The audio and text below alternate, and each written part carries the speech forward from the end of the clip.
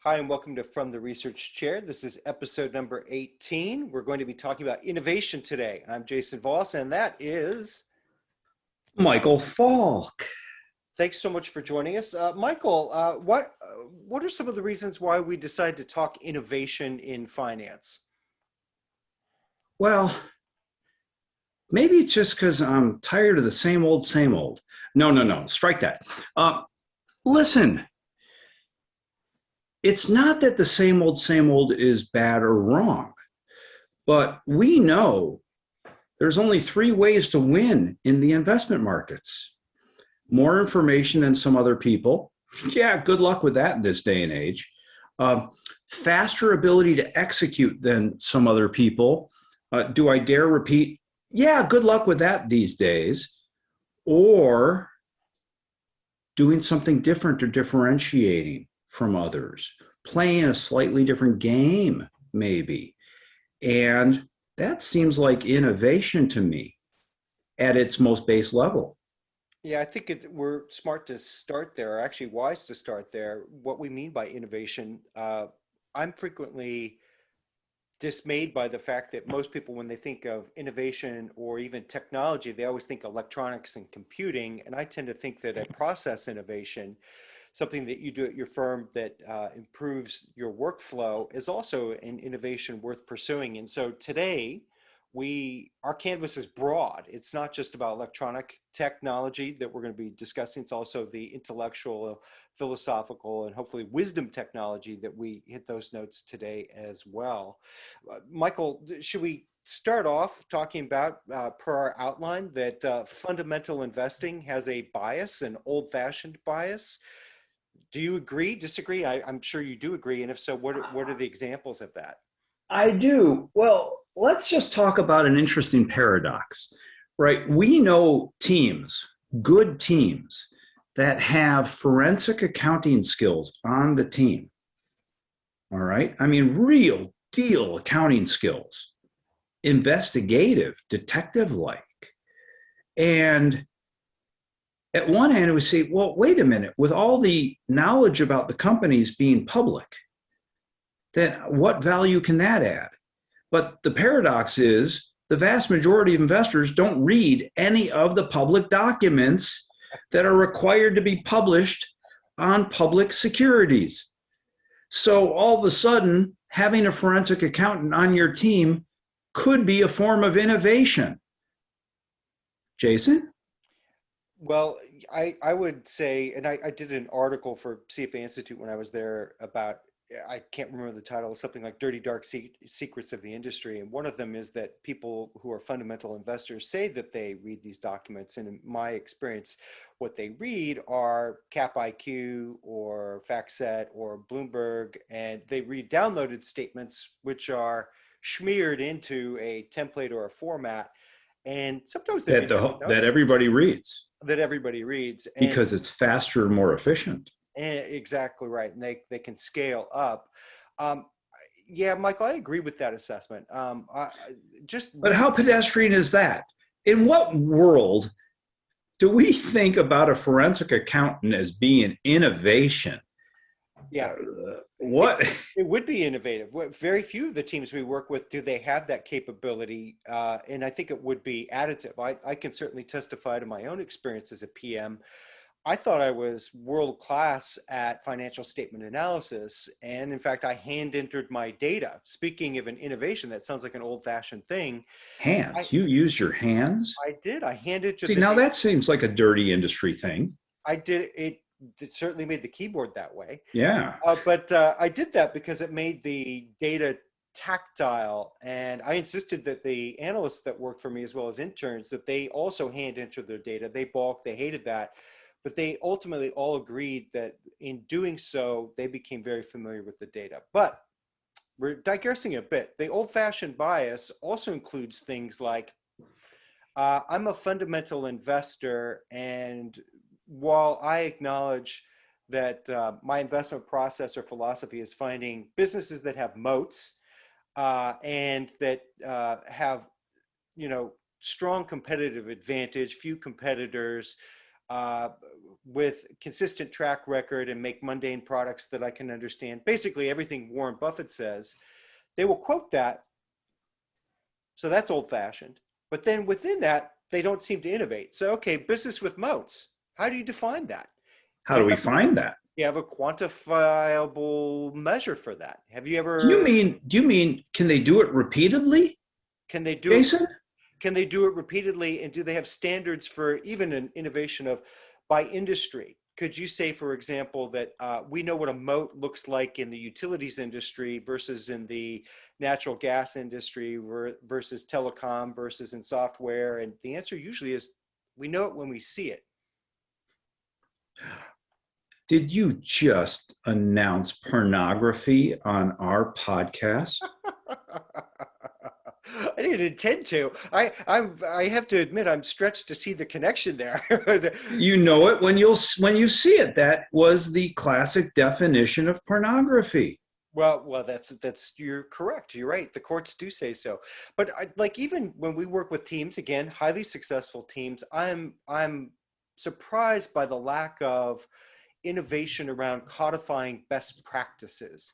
It's not that there needs to be a manual, but if we interview different members of the team, they very frequently give us very different answers to this. And that can be a strength You just said something that triggered me. Yeah. You said best practices, but if it's innovation, how can we call it a best practice?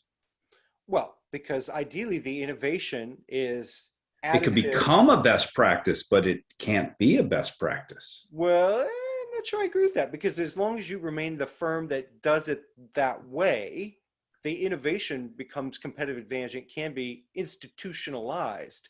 I tend to think about like a sequence, right? You have something that's innovative or a value or an investment philosophy that works well enough such that you seek to institutionalize it. And that's usually where the process innovation just doesn't exist. Yeah, we just agree so completely on this. The process innovation, it's everything. If you're a money manager, it's not about making one good call. You have to make repeated quality calls. We don't know if it's good until after the fact. Quality calls, good decisions over time. So you do that through better process. Then I'll point out another old-fashioned bias, right? So I'm a fundamental investor, blah, blah, which we all know to such a degree that, Michael, we can't tell the difference between when we sit down and do an embedding project and we say, tell us about what makes your firm unique. And they say, well, we do fundamental research, we evaluate management, we like wide moats, we like, we're valuation sensitive, blah, blah. If you ask them the following question, I don't know, other than maybe one firm that we have worked with or that I'm familiar with, if we ask the following question, what are your standards for evaluating management?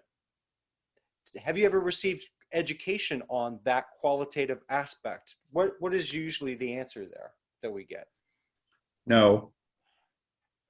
Yeah, it's no. Well, for some of them, now let's differentiate a little bit. Developed markets, large cap, developed markets, smaller cap, foreign markets. In the US, we have Reg FD, fair disclosure. So I can tell you, I've met managers who say, we're a little dubious about what we might get in the interview because of Reg FD. But that doesn't play the same way in different markets or different cap sizes as consistently. Correct. And still, you can engage in, and this is one of our podcasts for those of you new to us, called Management Interview Techniques. There's an entire discipline of how to do that, a whole branch of scientific inquiry about how to do that better so that you're more likely to get better answers, more detailed answers, and shock, the ability to discern between truth and lie. And yet most people have not pursued that. And that may be a huge portion of their investment process. They haven't codified it or systematized it, and so they lack innovation there. It's basically learn on the job, learn from a senior PM or chief investment officer, or gradually develop aptitude. Like at the Davis funds where I worked, the best practice was, here are two questions that I feel are sort of interesting Peter Lynch-like questions, like if you had a silver bullet and you could shoot shoot something or your competitor in the industry, who would you shoot? that kind of a question would be the extent of the innovation. And that is 40-year-old technology at this juncture. Well, more to the point. So we have this Reg FD, right? I put that up as a roadblock. How about we run under it? So management has to, on their calls, on everything, talk to other people in the organization, roam the halls. Well, we don't have that anymore because of COVID, but if you have access, find ways to talk to other people in the organization. How old school is that? There you go. And by the way, teach best practice around that and how to have those conversations. So another old-fashioned hole, and by hole, HOLE, that I think is fairly glaring, is investment ideas. And when I did the investment idea generation guide, which I think is probably the weakest of the major publications I have authored, nonetheless, it was the first time anybody had ever sat down to write a guide about how you generate investment ideas. And at the core, it's about creativity. I am frequently dismayed that as a consultant, I think creativity is one of my value add skill sets because, whoa, if you get out of investment management or even the business world and you go over to the educational space, you'll discover that people have been exploring creativity and how to put in place the necessary conditions for better creative outcomes. They've been exploring it for over 100 years. But people in business don't know those techniques. People investing mostly don't know those techniques. And their idea generation, they'll say, oh, well, we do screens.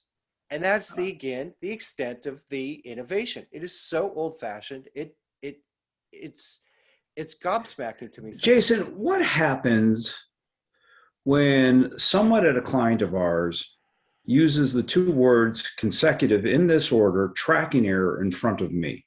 What happens next when they say tracking error in front of me? Fear the wrath of Michael Falk is what happens. Creativity, to your point, Jason, and a wonderful point, is steadfastly avoided. When they bring up tracking error, we have to be, our clients expect us to be. I'm sorry, your clients require that you underperform your benchmark, or do you want to actually invite your clients to win with you? Here's an innovation. Talk to your clients. Hey, we'll come back to that later. Yeah, I was going to say you're front running, Michael. No, I'm not. I said talk. So on the innovation front, so we're not just chastising here and poking fun at our beloved industry, which we love enough to have spent our. We're urging you. I'll give you a freebie. So we spend a lot of time, and I will acknowledge that one of the innovations that I'm thrilled to see is people's sensitivity to cognitive diversity is highest about right now. I haven't ever seen it this high before. Which is wonderful. Yeah, we're starting not to be so robotic in terms of our hires. We're starting to think about team chemistry in a very profound and thoughtful way. Yay! So here's the tip. Turns out there are multiple forms of creativity. One is called convergent creativity. These, for people for whom this comes more naturally, they will come up with the right answer more routinely. So you can spend creative energy coming with the singular right answer. And these would be people who are quantitative. They like to develop formulae to describe real world phenomena. Like one thing would be to relate a government statistic to yield curve shifts, for example. That would be somebody whose convergent creativity is pretty high. The other one is divergent creativity, which is more my specialty, which is identifying what's missing. And both are necessary. So as you're building your cognitively diverse team, start to look for people who come up with endless font of new ideas rather than the codification and the reduction of those ideas into something practical. Both are necessary. I'm wondering, Jason, if we need to take a step back and define something for our guests, our audience. Do it. The difference between creativity and innovation, because they are not the same thing. And we don't use them interchangeably, and we hope you will stop if you have, or continue not using them interchangeably. Creating something anew, creative, innovation, doing something new with something that already exists. I just want to, I know it may sound really picky, but I really want to talk about this with you because our podcast is about innovation, which means we're not saying you've got to create something all new. We're saying that's a good idea and it's helpful. But the point is, you already have things you can do that are right in front of you. And we're going to also talk about those. Yeah, I think our ultimate point about fundamental investing being old-fashioned is there's a lack of curiosity, which is alarming to me about how to do things better, especially by the way, especially it happens in two instances. I was about to say, especially with firms that perform well, they kind of have an attitude of, if it ain't broke, why fix it? And what they are forgetting is that their competition is endlessly trying to get better too. People retire on your team, so you need to have some sort of institutionalization of how you do these things. Hiring is, by the way, there's another area ripe for innovation. How you hire. I think most of us in the business hire poorly. We don't really know how to identify the next genius that's going to be on our team. But that's a whole separate conversation. But the other place that innovate is sad to say there's a lack of innovation isn't just in the high performing teams. It takes severe and consistent underperformance before firms frequently realize, oh my God, we have to change. We have to be in a state of considerate, thoughtful innovation and creative destruction. But sadly, many people come to us and it's already too late. Wouldn't you agree? I don't want to frame it as too late. The real question is the investment they wish to make. So if they have a broken track record, right, where it's going to be really hard to attract interest for 2-3 years, are they willing to make the investment for their team, whether they have to get tools? Are they willing to make the investment to say, we're gonna do this for at least another 3 years? So it's not that they can't, it's are they willing? And at this point, I'm not even suggesting really hard work. We're not roofers. We're not digging ditches. Can we just admit, we can avoid that. All right. The point is, you have to look at each other on your team and say, we're in this together and we're going to fight for the next 2 to 3 years. Are we willing to do that? Because we need each other. If you think about cognitive diversity, and if you've got a wonderfully cognitively diverse team to be more innovative or creative, if one of the members leaves, that's a significant potential loss. The one thing I do want to say, just for the record here, because the world is embracing diversity on teams, finally, people, please recognize that when you diversify your team, the initial aspect of it is it's going to be harder for the team to work together. They have to normalize the culture of the team and appreciation for people who disagree with me. They have to normalize those behaviors, or diversity will actually make the team suffer before any potential gains. And this is unfortunately not entering the dialogue today. Yeah, and Michael, that is an outstanding point. We have talked, and I don't remember in which of our podcast episodes, I'm sorry to the audience, there is research that shows that cognitively diverse teams make better decisions than ones that aren't. But two things, and this is key, there tends to be more strife, and they are less confident of their conclusions, even though they're more successful. And the reason why this is important to point out is our industry has a fetish with confidence, right? So when one of the things that we recruit for is people who are extremely confident, when all of the research shows that people who are actually very wise and very intelligent actually have less certainty in their thinking, not more certainty. And it goes to the decision rights we talk about, right? We go from the quick and easy no buy-in to leader decides. The big cheese decides. to consensus on the far extreme. All the buy-in in the world, but you may age in the process of getting to consensus. Teams like to go to the extremes to some extent. And when we talk about majority vote, which is kind of in between, they're like, they don't seem to like majority. They're okay if they fall back from failed consensus to majority, but they don't like to choose majority vote right from the get-go. They're uncomfortable having designed disagreement and yet making a decision. So one before we switch over to bullet point 2 in terms of our outline, I'm going to share with you a statistic. Michael, you've heard it before. I apologize. Others on the call have heard me say it before. Based on work that I'm doing in that non-financial statement analysis innovation, I have uncovered the following data, which I hope you take away today, each of you in the audience, and that number is 86.5. 86 Big number. 86.5% of financial information or information about companies is not in the numbers. It's in text. And there's very scant innovation in text analysis. And yet it's been staring at us this entire time.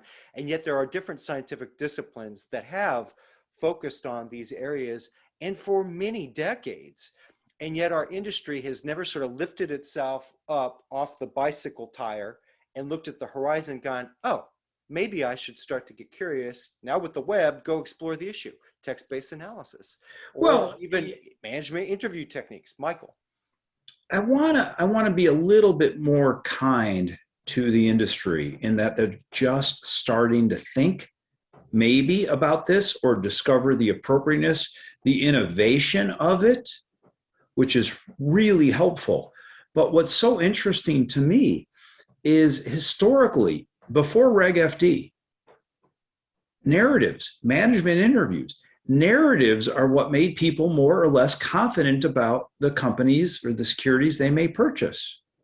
Narratives.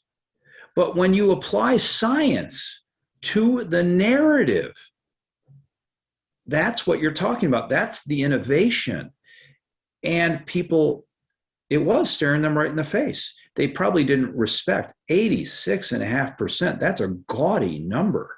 And that's just in annual reports, right? So yeah, within annual reports, 86.5% is text, but there are presentations at industry conferences, there are earnings call transcripts, so on and so forth. And people are starting to look at that. I don't mean to say nobody is, but it took us a long time to get here. And actually, you know, I prematurely have moved out the old fashioned. Most people think that behavioral finance is a latest, greatest phenom. If you know the actual history of behavioral finance, the first real studies into it took place well before Daniel Kahneman and Amos Tversky. They took place in the 1950s. And so it's actually an older science than efficient market hypothesis. And only recently, and it's still a minority of firms that are thinking of behavioral finance in a systematic way. Wouldn't you agree? Yes, but I'm almost giddy a little bit about this topic. So we say behavioral finance maybe came to us in the 1950s before everything else. No. Behavioral finance has been around as long as finance has been around, because finance has always been involving people. People have behavior. I'm sorry, you cannot separate the topics. Behavioral finance is as old as, I don't know, who had the cuneiform tablets that were counted as money, you know, like a couple thousand. Yeah. Behavioral finance was the original finance. Babylonians and Sumerians. So, Michael, you'll be thrilled. In my series of articles last year called Behavioral Bias Deep Dive, I actually traced some of the biases back to, 2500 BC. They're very, very old, the codification of these things. And yet only recently are firms starting to sort of take it real seriously and either provide training to people or build cognitively diverse teams or build in processes so that a check on bias is built in or receive coaching. There are lots of things that are taking place, which probably is a good but go ahead. Humanity is a good thing. Pablo Picasso, computers are useless. They don't know how to ask a question. Pablo Picasso, not a finance guy. Can we just, and if you look at his art, he's kind of a deviant, but what a wonderful, useful quote, perspective. Context. Computers can do the calculation better than humans. Computers can do searches better than humans. But if you want to imagine the future, because that's what you're doing when you're investing, you have to do it with questions. The innovation is learning how to ask questions better. This goes back to another podcast, Jason, scenario analysis. Yep. Which is another one of those technologies. And been around. Folks tuning in today, thank you for bearing with our angst here. Michael and I frequently, along with colleague Brian Kozlowski, hi Brian, we'll think to ourselves, what's missing from the narrative and dialogue? What skill set do we possess that we know would be useful? And some of the most useful stuff is the least requested stuff when we're consulting. Let's transition to technology, the electronic technology. And I want to start with, since we're on behavioral finance as a topic, some of the things we're aware of that we know that firms could implement that would help them. Michael, do you want to start? Well, my favorite one that's been around, wow, I'm going to say maybe close to 20 years, maybe longer, something called synthetic peer group. Some people know it as PODs, portfolio opportunity distribution sets. Some people know it as PIPODs, performance indicator portfolio no, all right. Think of this. You're trying to beat the S&P 500, the Russell 1000. I don't care. Pick any index you want, anywhere in the world. So you are going to invest in some subset of all the companies that are in the index. That's your opportunity set. Your competition isn't your peer group. Okay, can we just move away from peer groups? Because the indices, the beta trackers, whatever you want to call them, they're available for basically free. That's your competition now if you're an investor. All right, let me come back to the storyline. All right, you want to beat the index. Why don't we create a synthetic peer group out of the index? You say, I want to be a concentrated portfolio manager. I'm only going to invest in 30 securities, plus or minus, at a time. Factor the 500, I'm using the S&P 500 again, for every potential 30 stock portfolio that can be created. Track this over time. See how you are performing within your own philosophy. This is an innovation. This is feedback so you can get better and better. This has been around for a couple decades. And Jason, are we still educating teams about this tool? We absolutely are. And the poor inventor of this technology abandoned actual ownership of the idea because he could never convince anybody it was a powerful idea. So let's just appreciate a shout out to Ron Sears, who is the creator of this technology, who was ahead of his time and wasn't able to sell it. Yeah, and market it. One detail you left out is you want to, it's the way you set up the math is if you're outperforming the median, you can say that you're successful in adding value from security selection and portfolio management. It also allows another thing that, Michael, you didn't mention, you can also now benchmark the benchmark, which previously was a very tricky thing. The benchmark in many of the calculations gets a free pass, like especially if you're doing a trainer ratio, beta is assumed to be 1 for the index. So they get to keep all of the upside. They don't have any volatility measure that's accurate. How about, with pods, and how about testing? Test your philosophy. So you're a value manager, and we know value can be defined in many different ways. So what if you slice and dice the synthetic peer groups based upon the different value definitions or growth definitions? I don't care. And really, there's no distinction. It's all valuation. That's a different podcast. All right.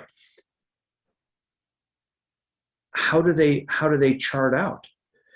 Is it a monotonic histogram the way they chart out when you slice and dice the quintiles? Is your value definition, does it hold water? Which ones are a little bit better? There are ways to do research here that is really constructive, that is not the equivalent of cheating through backtesting. It's about actually measuring and testing and challenging your investment philosophy.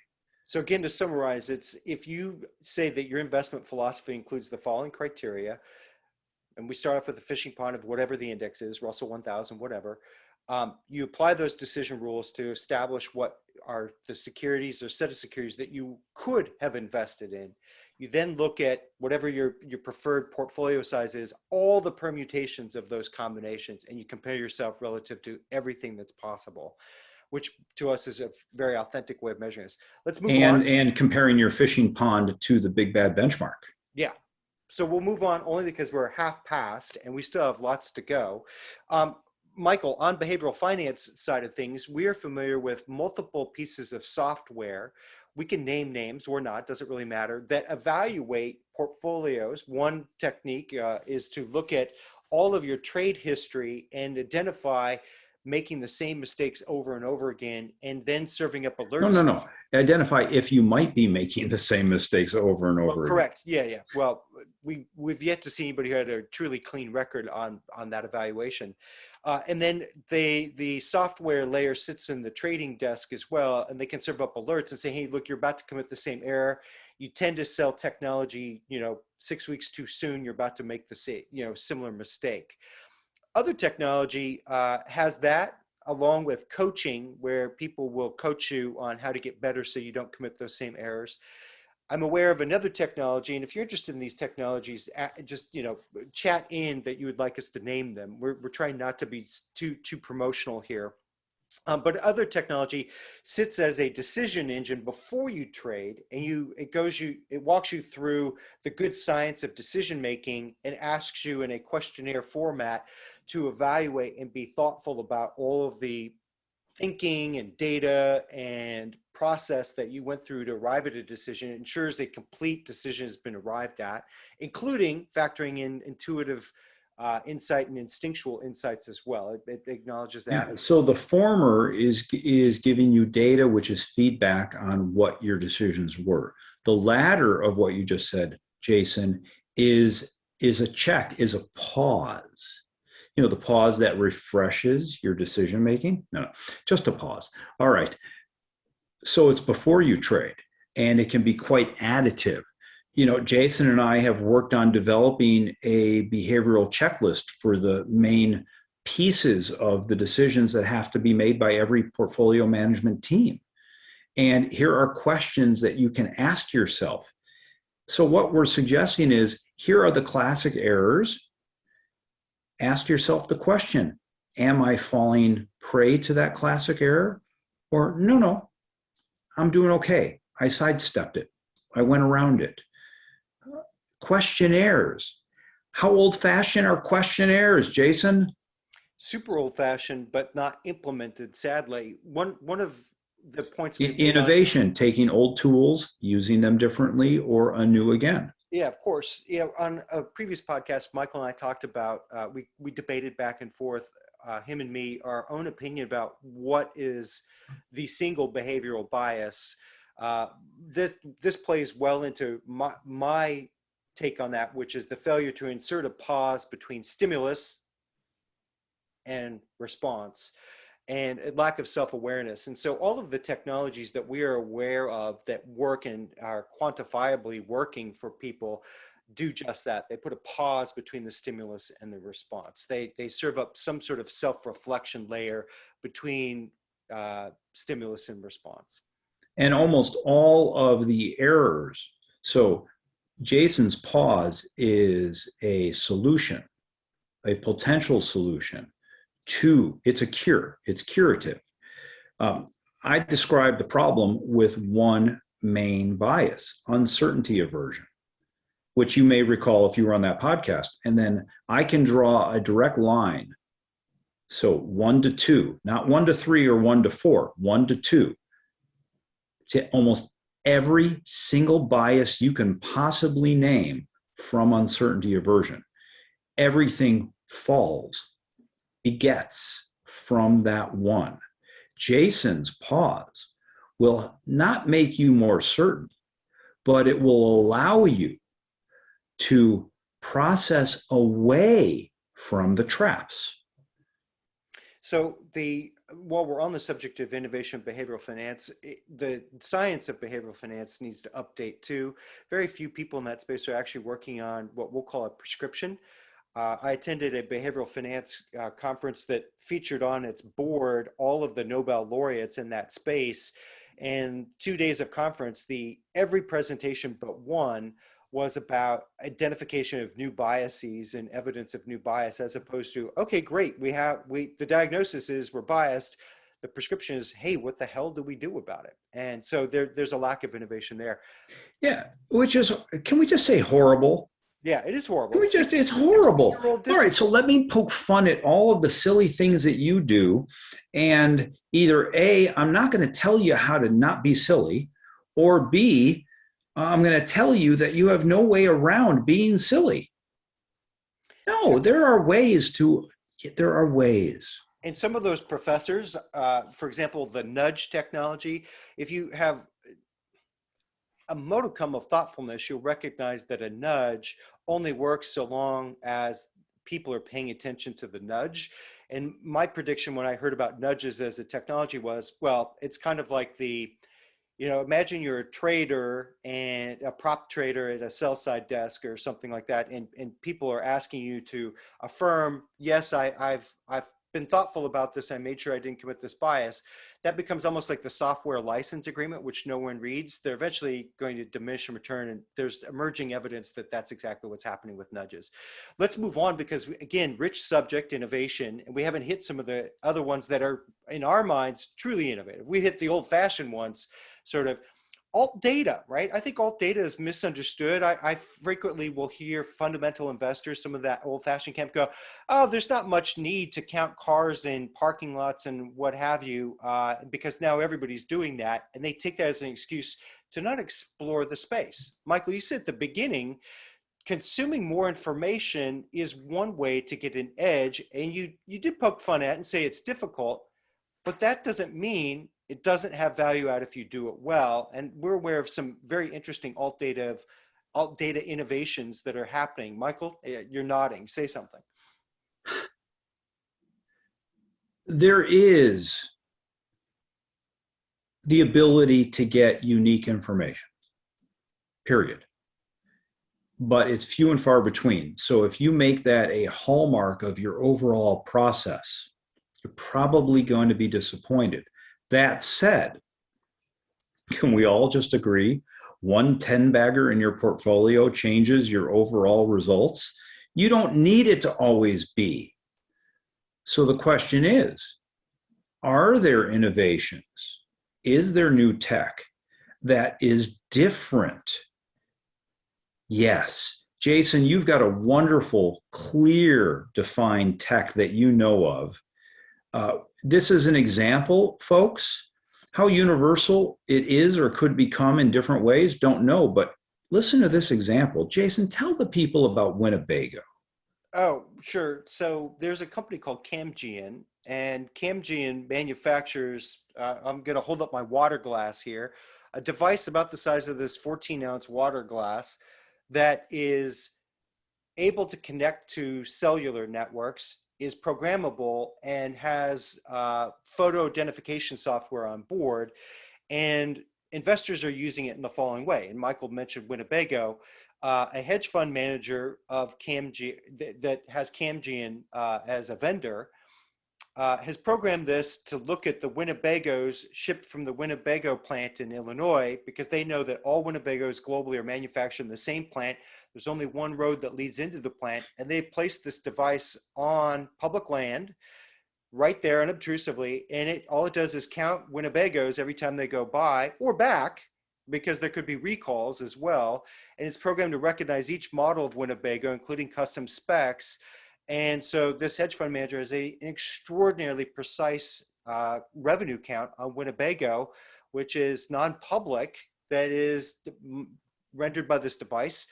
Camgen also has customers that have set these up on the Mississippi River, and they're counting tanker ships that are shipping natural gas or liquid natural gas up and down the Mississippi River to get very precise estimates of yields in different fields, because they know if it onboards at a port, that likely it came from, you know, certain natural gas fields. And those kinds of applications are out there, but again, fundamental investors don't seem to value that kind of stuff. And my mind is blown, because eventually it will be the way it's done, and it's available now. This isn't technology that's over the horizon, it's here. Real-time sales information. So you want to compare that data to the public statements made by corporate management? That might prove interesting. Folks, the point here is, don't bury your head. There are things out here today or on the horizon. Yeah, one thing that we haven't mentioned, we talked about the text-based analysis stuff, right? So natural language processing is just emerging sort of as a field. Some of you on the call may be aware that I create a thing called deception and truth analysis. We're able to, within less than a second, assess most annual reports with over 85% accuracy. It's actually 87.5% accuracy, able to say whether or not you can trust the text and the words in it, which is a great second check on your portfolio. Do you have any black sheep hiding? Or as a resource efficiency gain, because you only have maybe 5 to 10 research staff, and you have a pile of, you know, quarterly reports you want to go through, and we can very quickly say this is the reports, or this is the set of reports that you probably need to pay attention to. So all of this stuff exists. Question is, are you exploring it? Do you set aside time for this kind of activity of exploring that? Let's hit process innovations. We've got, by my reckoning, 15 minutes left. Michael, talk about some of the process innovations that we think are lacking. You hit on one earlier, like lessons learned. Oh my goodness, feedback mechanisms. Postmortems. They're just so rarely done. I would have to say less than 10% of the firms I've ever come across actually structure learning afternoons or learning days. They don't do postmortems. Process innovation. Do a postmortem on every exit from your portfolio. Now, of course, there are ways to do this that are much more effective. This isn't about pointing at the analyst who recommended the stock and saying, shame on you. No, this is a learning event. And I've had, when I've taught teams how to do this, they said, oh my God, Michael, that was almost cathartic. I said, did the team learn and take away something? You're like, unbelievably. That's the purpose. Start having postmortems on your exits. And the response, Jason, sometimes we hear, oh my God, that would take so much time. Well, maybe the first thing is you're buying and selling too much turnover. It should be doable. That's so frequently the reason given for why people can't innovate is it takes too much time. And again, to me, that's like riding the bicycle, staring at the front tire. There are potholes, there are problems on the horizon that people need to check. I'll name one, a process innovation. And this was probably it's still $1 billion. I hesitate to call it a secret any longer, but it was $1 billion secret for a long time.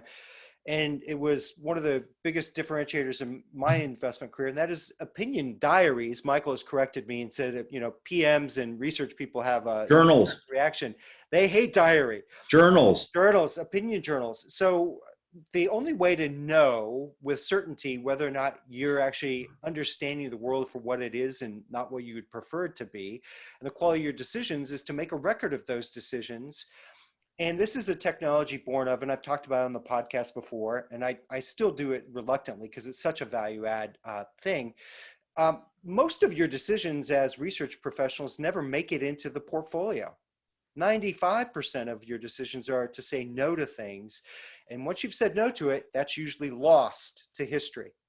And yet that's the richer decision-making set because it makes up so much more of your decisions and people don't evaluate. An opinion journal, you can put, I passed up the following security today and here are the reasons why. It then becomes a way of checking the quality of your thinking to better align your intellectual vision on reality to see how accurate that vision is. And again, process innovation. Put that But sucker in Jason, there. this is so simple and so beautiful. Examine the no's, not just the yeses. There's no team that we've ever shared that with, that you've ever shared it with, that didn't like slap the side of their head and go, "No."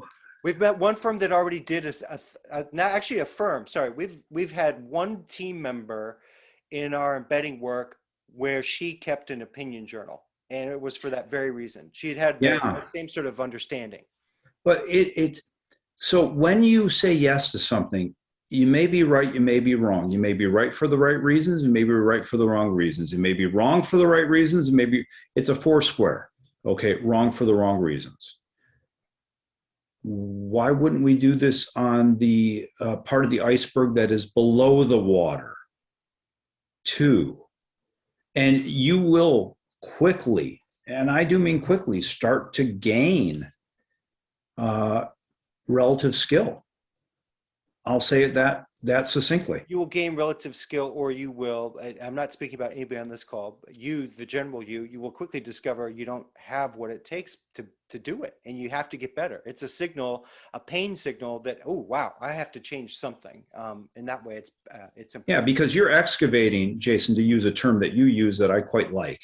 You're excavating your intuition, because your no's are usually intuitive, where your yeses are usually more deliberate. Yeah. That's just interesting. Yeah, That's innovation. Yeah, and Michael, you made a point that I want to amplify. We've worked with a team where they thought that any stock that went up or any security that went up in the portfolio was a win. And the answer is yes, kind of.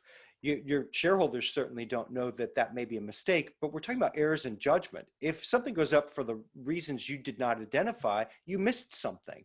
And you got lucky. Yeah, you got lucky. So ergo, it does become a learning opportunity and a way of getting better. And an opinion journal is one of the ways to have a record of your thinking. And by the way, you do have to keep the journal. Speaking from personal experience, it is only too tempting and to engage in confirmation bias to go, oh, I knew that. I thought that. I understood that. It did go up for the reasons I thought. Oh my God, when I first started keeping my opinion journal 22 years ago, whenever it was, I was shocked. I went back and like, oh my God, I've been telling this narrative that I understood this. And I looked at the actual record of what I was thinking at the time. And my opinion has drifted toward the news to amplify and verify that I had the correct thinking on this. Oh my God, evidence of confirmation bias. Your journal will light the way to your stupidity, but your journal's private. So just enjoy it. When you can have some level of enjoyment in being wrong, now you are ready to supercharge your learning.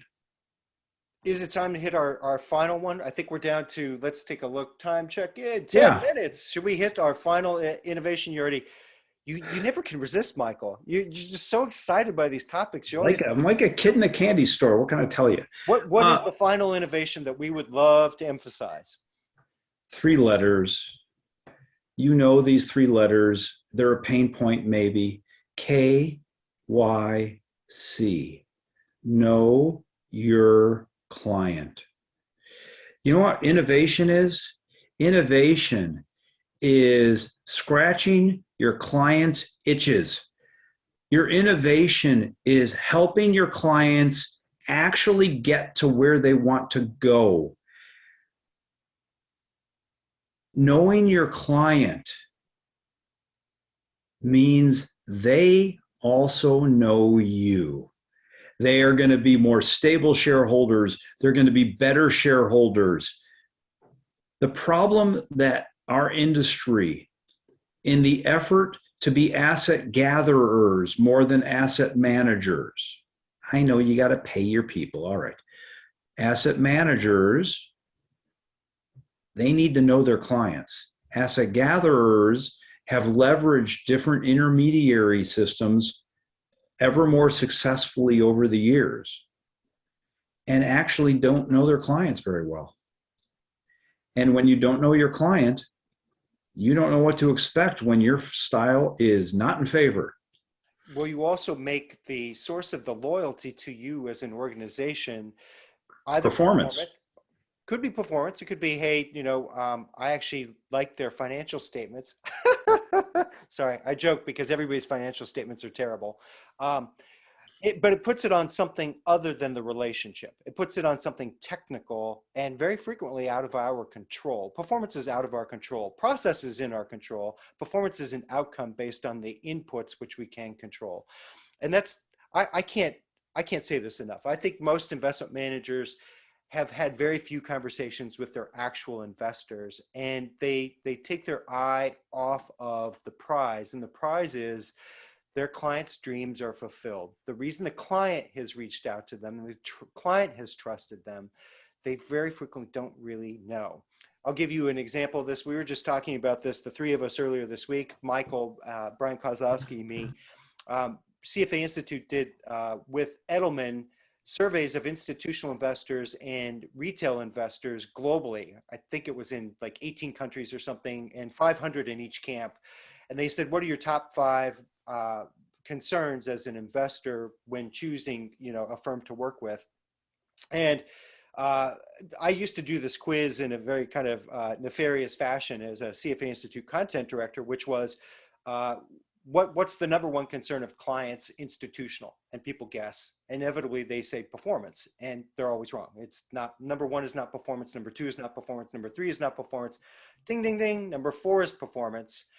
And when you ask the same question of retail investors, then they're a little bit, depending on how I ask the order of the question. If I asked retail first, they always say performance. They always guess retail investors care about performance. Also, for retail investors, it's number four. The other four factors in that top five, they're all about trust. They're like, handles my data well, communicates clearly to me the fees, engages me in conversations. Like the other four of the top five are basically completely overlapped, whether you're a pension fund, an asset owner, or whether you're mom and pop, the customer. And I don't think most people in our industry know that. I think they think that They don't. And, I don't know if they don't care or it's a blind spot or they're so egotistical, right? Most investment managers are managing in a specific style, right? They get hired to fit a specific position in a portfolio of hopefully diverse styles. Do you know how your puzzle piece fits into the picture? Do you know what else your client is investing in? Do you know how you compare and contrast? Do you know that when they should be more likely happy with your behavior or sad about your results?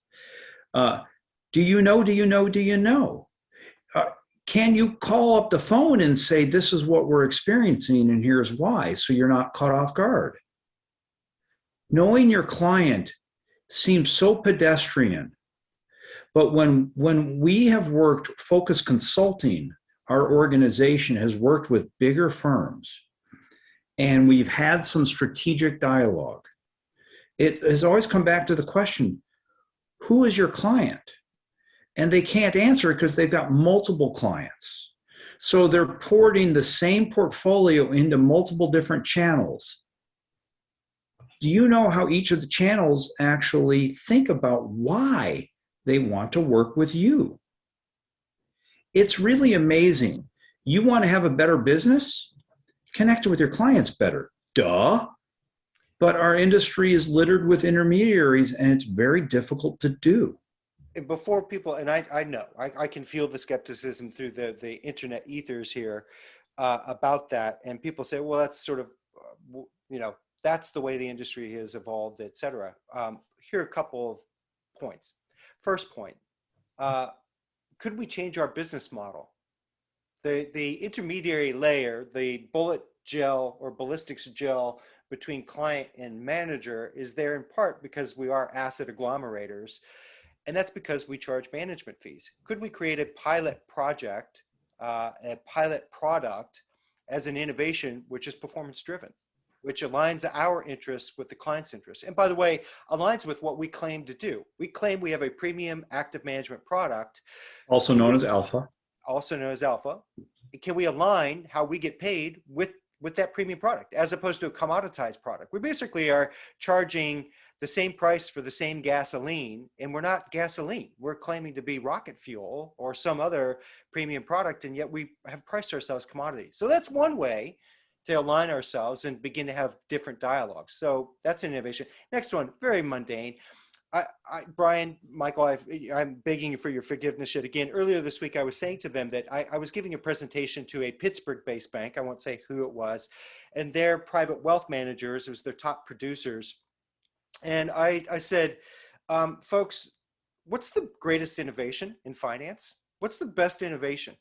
And people, they argue back and forth for about 15 minutes. They came up with the ATM as a technology from 1980 or 78, or depending on where you date its creation versus its, promulgation. Paul Volcker's favorite innovation. Favorite innovation. Lovely. How about financial statements? I don't know about you in the audience. The number one question I get from people who know that I work in finance and have spent time in finance is, where do I invest now? The second question is, hey, can you explain this thing to me? I don't know what's going on here. The lowly financial statement is the least evolved part of the business, and that is so client-centric and know your client. Shouldn't the client's goals be on there? And shouldn't the client's color scheme that they prefer or font be on there? Something that indicates how they're tracking to their goals, et cetera. Should we not consider their goals as the functional equivalent of a telethon to raise money? And shouldn't their financial statements be the functional equivalent of the tote board? How are we progressing towards our goal?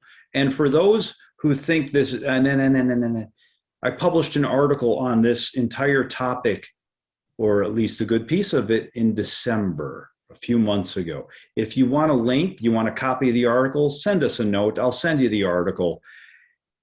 Just for fun, the title is Everything You Need to Know About Investing. And it starts with the client. If you don't know what they need, what they want, where they want to go, you don't know how you can help them. Well, or you risk only being able to compete on things that ultimately are kind of out of your control. Yeah. So thank you so much for tuning in. We're right at the top of the hour. We maybe have time for one or two questions if there are any. If not, we can adjourn. And our next podcast is a fateful day, April the 1st. Topic undecided. Any questions? Going once, going twice. I think that's just a no. Going. I think that's a no. Anyway, can we stress enough? Go out there and innovate. It's such an important part of the industry, and we see most of the firms that we work with not innovating enough.